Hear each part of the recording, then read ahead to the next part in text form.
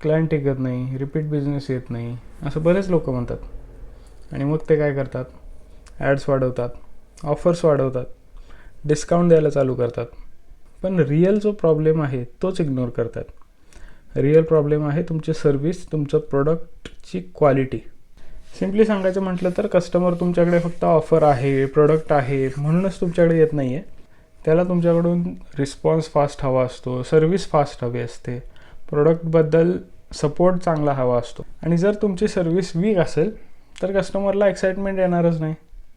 तो म्हणेल ठीक आहे, बघू ट्राय करून, किंवा तो दुसऱ्या सेलरकडे जाईल, त्याच्याकडून बाय करेल. आणि कस्टमरला एक्साइटमेंट वाटली नाही याचा अर्थ तुमच्याकडे लॉयल्टी मिळणार नाही, कस्टमर तो रिपीट परचेस येणार नाही आणि तुम्हाला रेफरल्स पण देणार नाही. आणि सक्सेसफुल बिझनेस ओनर्स मार्केटिंग बरोबरच सर्व्हिस क्वालिटी, प्रोडक्ट क्वालिटी याच्यावरती सुद्धा तेवढाच भर देतात. कस्टमरला फास्टली रिस्पॉन्स मिळतोय का, सपोर्ट मिळतोय का, प्रत्येक डाऊट्स क्लिअर करतायत का, या गोष्टींवर त्यांचा जास्त भर असतो. म्हणून जर तुम्हाला पण हॅपी क्लायंट्स, रिपीट बिझनेस हवा असेल तर फक्त मार्केटिंग आणि ऑफर्स वाढवण्याच्या नादाला लागू नका.